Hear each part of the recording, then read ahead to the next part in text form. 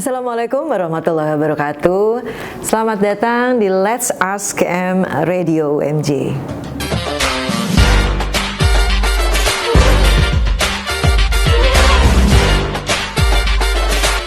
Let's ask. Any questions? Just ask. Halo M viewers, hari ini kamu akan bersama saya Tria Patrianti di Let's Ask dan saya akan menjawab semua pertanyaan kalian. Apa benar Ibu Tria Patrianti pernah menjadi bagian dari radio komersil? Oke, tahun 93 saya pernah menjadi bagian dari sebuah radio komersil di Bandung, 105,8 Ardan FM. Oke. Apa bagian yang Ibu Tria Patrianti jalani selama di radio komersil? Oke. Tahun 93 saya menjadi scriptwriter, juga announcer, dan akhirnya menjadi announce director di radio tersebut. Oke. Apa tantangan terbesar Ibu Tria Patrianti? Tantangan terbesar menjadi scriptwriter, juga announcer adalah kita harus mengkompos naskah yang harus disampaikan. Kemudian kita harus menemukan berbagai macam tools. Ketika itu memang kita harus mengoperatkan sendiri. Kita harus memantau iklan atau traffic yang akan disiarkan. Kemudian kita harus mengoperate mixer. Kita harus melihat dulu kan jadul banget ya, ada kaset, ada CD, ada baru satu komputer, satu desktop waktu itu. Kemudian kita harus membuat skrip sendiri juga. Tapi kalau jadi scriptwriter, dulu saya memberikan skrip untuk mereka gitu ya. Jadi luar biasa, one for all. Kalau sekarang kan enak tuh, ada operator, di ruang operator juga ada orang. Ya dulu saya sampai harus mengintegrasikan semua yang ada di ruang siaran. Apa lagu dan film favorit Ibu Tria yang memorable? Oke, ada satu lagu yang sangat memorable buat saya dari R.E.M. namanya judulnya Losing My Religion. Kemudian film favoritnya waktu itu adalah No Way Out dari Kevin Costner, dan itu semua nanti ya saya ceritain. Oke, apa pengalaman hidup paling tak terlupakan? Oke. Pengalaman hidup paling tak terlupakan adalah saat ketika menjadi student exchange. Waktu itu saya diseleksi satu provinsi, kemudian satu kota, dan kemudian akhirnya terpilih menjadi salah satu peserta program pertukaran pelajar. Saya waktu itu belum pernah di usia 17 tahun, belum pernah naik pesawat terbang. Sekalinya naik pesawat terbang ke Amerika Serikat dan harus menempuh perjalanan 24 jam. Siapa sebenarnya Ibu Tria Patrianti saat ini? Saya adalah tenaga pengajar di Universitas Muhammadiyah Jakarta yang biasa mengajar mata kuliah yang berbasis public relation. Saya juga menjadi ibu dari 4 orang putra dan putri. Siapa yang memotivasi karir Ibu Tria Patrianti? Saya termotivasi dari ayah saya sendiri. Beliau seorang jurnalis dari tahun 60 waktu itu, tapi saya melihat beliau selalu tekun membaca, menulis, mengkompos berita, dan beliau tahu tentang apapun. Kalau saya tanya, jadi saya merasa saya punya kamus berjalan, saya punya koran media yang hidup gitu ya. Nah itu ayah saya, dan dia berpergian ke tempat manapun di dunia ini. Jadi saya merasa saya harus mencari sesuatu yang baru dari bepergian, dari membaca, dan dari keinginan untuk menulis. Siapa yang menjadi support system Ibu Tria? Oke, saya sangat didukung penuh oleh suami saya, oleh kedua orang tua saya, putra-putri saya, dan juga seluruh teman-teman yang sampai detik ini masih memberikan dukungan pada apa yang saya lakukan. Oke, siapakah penyiar radio favorit Ibu Tria Patrianti? Oke. Saya sangat suka sekali sama Mbak Mutia Kasim.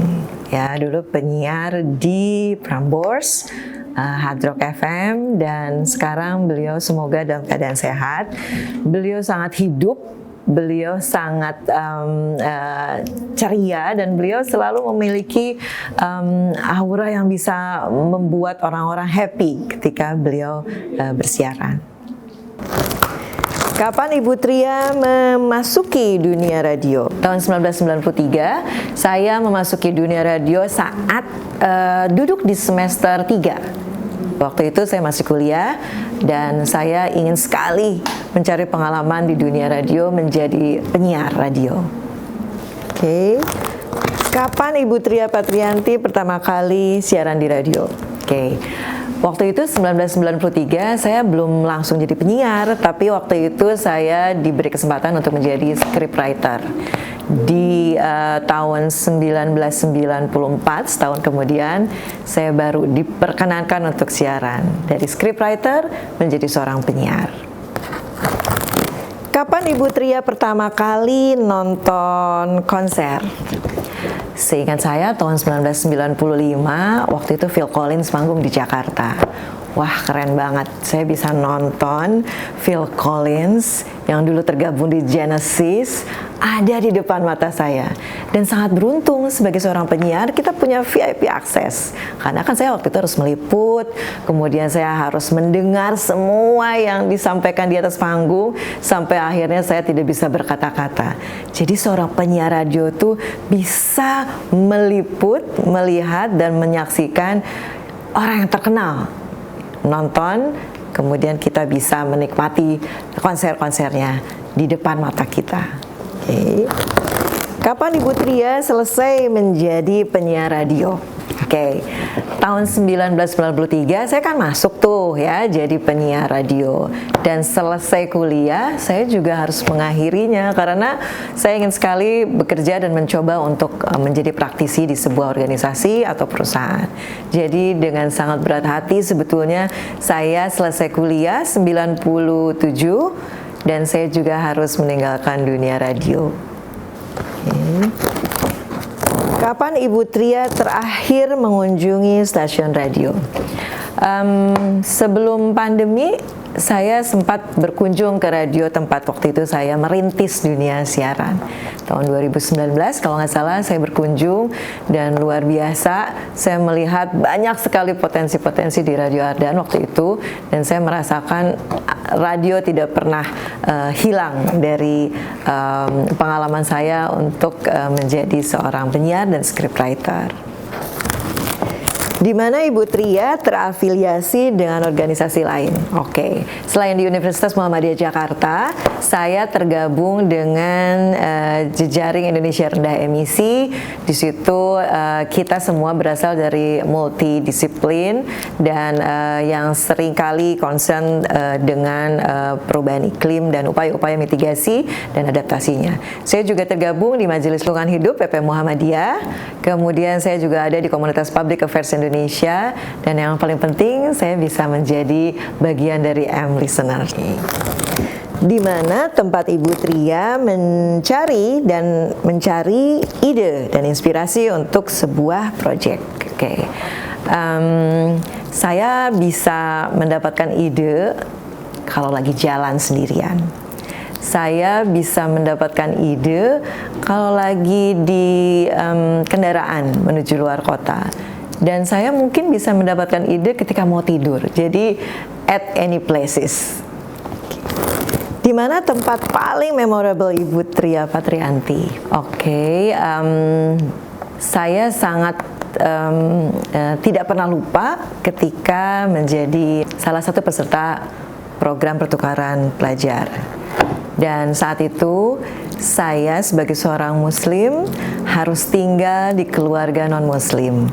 Dan di Amerika saya menemukan ternyata non-muslim itu ada satu Presbyterian, ada Ortodoks, ada Lutheran. Jadi saya sangat banyak belajar bagaimana menjalankan komunikasi antar budaya, memahami kepercayaan lain, dan akhirnya saya bisa menyelesaikan sekolah 1 tahun, dan itu menjadi saat-saat yang sangat memorable. Yang kedua, di mana tempat ketika saya juga memulai hidup berumah tangga gitu ya. 7 hari setelah menikah saya diajak ke Tokyo dan saya menjalani hidup sebagai seorang istri, seorang ibu, bahkan saya melahirkan di kota Tokyo. Jadi saya merasakan bahwa luar biasa Allah sangat memberikan kesempatan bagi saya untuk hidup di beberapa tempat yang jauh berbeda dengan tempat saya berasal. Di mana kita bisa bertemu Ibu Tria Patrianti selain di kampus. Saya setiap hari sebetulnya hanya kampus dan rumah. Sesekali bolehlah saya ngelihat buku baru atau apa sih yang kita bisa lihat yang sekarang terjadi. Kemudian saya lihat sesekali juga di tempat publik. Tapi kalau mau mencari saya ya kalau nggak di kampus di rumah.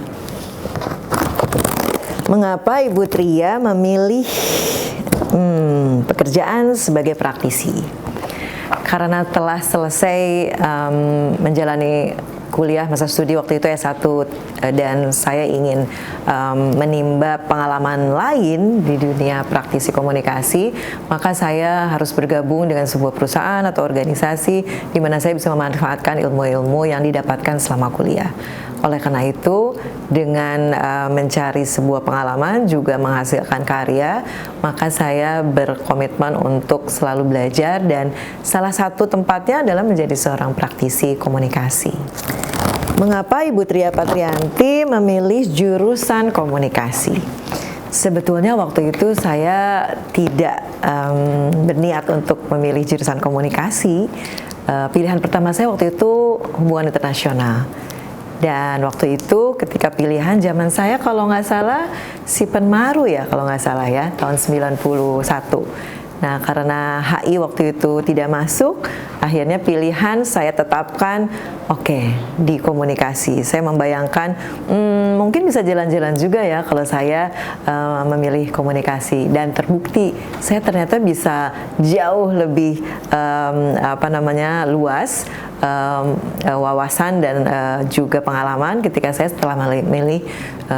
telah memilih jurusan komunikasi. Mengapa Ibu Tria memilih radio untuk mendapatkan berita pada tahun 90-an?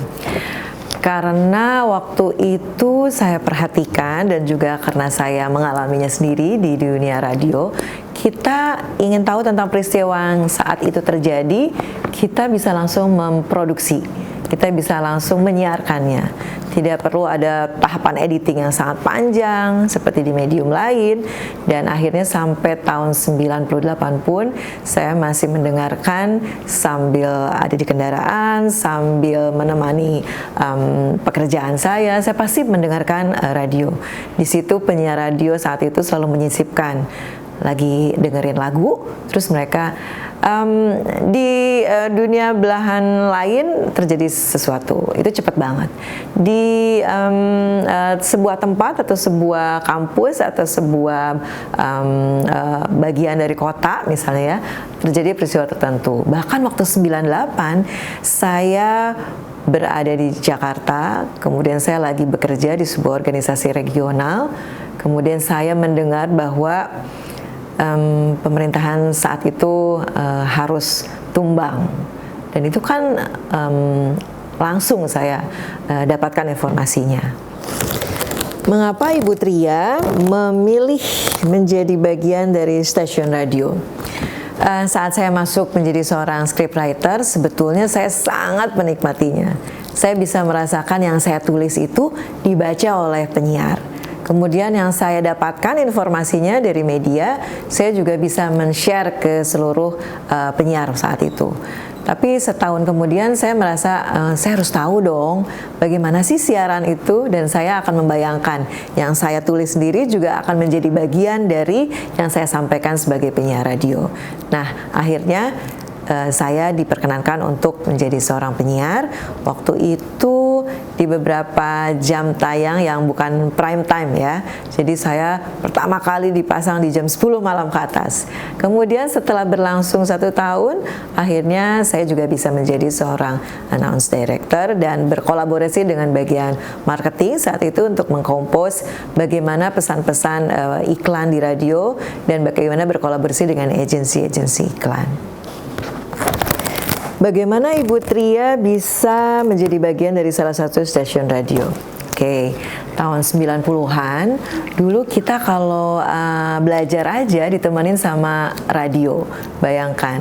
Jadi kalau saya lagi belajar waktu itu di SMA, pasti yang menemani saya adalah penyiar-penyiar radio yang saya membayangkan, wah suaranya keren banget nih gitu ya, suaranya luar biasa menghibur.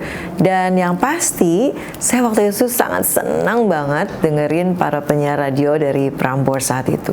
Kemudian saya mendengar ada salah satu top chart 40 hits yang di share oleh radio tersebut, namanya Rick Dis. Nah itu seperti sebuah show di radio, dan itu semua rasanya menjadi wah ini keren banget ya kalau menjadi bagian dari sebuah radio station. Bagaimana perasaan awal Ibu Tria saat menjadi penyiar radio? Ya pasti senang banget dong ya. Bayangkan waktu selesai menjadi scriptwriter, kemudian saya diperkenankan masuk ruang radio, masuk ruang siaran. Waktu itu saya langsung membayangkan siapa ya yang mendengarkan saya. Saya sampai merekam seluruh proses waktu itu saya siaran dari A sampai Z, dan termasuk terekam juga waktu itu berita yang saya relay dari RRI. Seru banget, dan itu menjadi bagian yang tak terpisahkan dari perjalanan hidup saya, karena ternyata menjadi penyiar radio tidak gampang. Tidak asal bicara, tapi kita harus memiliki konsep, tahu apa yang disampaikan, gimana caranya menghibur pendengar, dan lain sebagainya. Pokoknya seru banget, senang banget. Bagaimana kesulitan menjadi seorang penyiar radio? Rasanya nggak ada yang sulit loh jadi penyiar radio itu. Buat saya dulu waktu masuk Ardan, semua kayak keluarga besar. Bayangkan sebagai anak baru gitu ya, anak kemarin sore, saya tidak ada perasaan terpisahkan atau terbelakang. Bahkan saya selalu disupport. Contohnya nih ya, ada satu narasi dan baru masuk dari sebuah media gitu ya. Terus mereka bilang, bisa minta tolong nggak? Saya nanti siaran jam 3, tulisin dong skripnya. Nah, kemudian saya memberikan skrip yang lain. Misalnya salah seorang marketing waktu itu minta tolong, ini ada titipan untuk bikin skrip iklan, boleh nggak minta tolong? Dan saya juga belajar dari nol bagaimana menulis skrip iklan. Jadi bukan hanya skrip untuk penyiar. Dan akhirnya saya belajar juga masuk ke ruang produksi, terus melihat bagaimana ada orang yang take vokal kemudian untuk sebuah iklan di radio. Dan luar biasa waktu itu Radio Ardan sempat dipercaya untuk memproduksi iklan untuk seluruh media radio nasional. Termasuk waktu itu salah satu yang saya sangat ingat adalah program High Rock. Ya, majalah High waktu itu memberikan 7 tangga lagu, saya sampai ingat. Dan 7-7-nya itu adalah lagu-lagu rock. Bayangkan, saya nggak pernah dengar lagu rock, udah gitu saya harus menulis skripnya, saya kasihin ke penyiar yang produksinya ada di Radio Ardan, terus di-share ke seluruh radio-radio di Indonesia. Tapi yang saya ingat waktu itu radio-radio yang memang menyiarkan lagu-lagu cadas ya, istilahnya cadas ya. Bagaimana pandangan Ibu Tria mengenai radio pada tahun 90-an dan saat ini? Tahun 90-an menurut saya radio menjadi salah satu, mungkin satu-satunya ya, karena bisa menemani kita atau menemani para pendengarnya di setiap waktu, tidak terbatas oleh ruang dan waktu. Dan waktu itu juga kita menikmati radio dari mulai menikmati announcernya, menikmati hiburannya, menikmati mereka memberikan tayangan-tayangan baik itu on air maupun off air. Dan saat itu jika ada kejadian atau event yang betul-betul menjadi favorit pendengar, itu bisa di off air-kan oleh radio tersebut. Nah, kalau sekarang meskipun saya juga tidak terlalu banyak memiliki referensi untuk radio tertentu, tapi saya masih mendengar. Tapi saat ini mungkin menurut saya radio-radio yang dulu saya sering mendengar satu yang favorit itu siapa, sekarang mungkin tidak ada yang tidak ada yang salah satu yang muncul muncul dan memang dia satu-satunya menjadi radio person yang kita pilih. Jadi semua rasanya sekarang sama gitu ya. Tidak ada yang menjadi ciri khas yang sangat-sangat kita ingat. Bagaimana kesimpulan acara ini menurut Ibu Tria? Kalau saya bisa jadi mahasiswa lagi sekarang, saya mau loh bikin acara ini. Bayangkan, sudah lebih dari sedikit ya, setengah abad, tapi saya masih menikmati radio kampus, masih menikmati M-Listener, dan masih menikmati kok mereka tuh bisa ya bikin kayak gini. Kan capek sebetulnya gitu ya. Tapi ini challenge banget, saya bahkan harus pertanyaannya dari siapa? Biasanya kan kita kalau radio dulu talk show ya, ada temennya di ruang siaran, terus ditanya gitu ya. Sekarang saya harus menjawab pertanyaan yang disiapkan oleh para kru, para keren deh pokoknya ya, para punggawa di M Radio. Jadi ini kan sebuah proses kreatif. Jadi saya apresiasi banget. Ini keren banget. You must listen to M Radio. Terima kasih sudah menonton Let's Ask di episode pertama. Jangan lupa pantengin terus di website www.mradio.umj.ac.id dan pantengin juga sosmed kita di Instagram dan TikTok @m_radio_umj. Terima kasih. Jangan lupa stay tune terus di M Radio, your truly friend. Let's ask. Any question? Just ask. Assalamualaikum warahmatullahi wabarakatuh.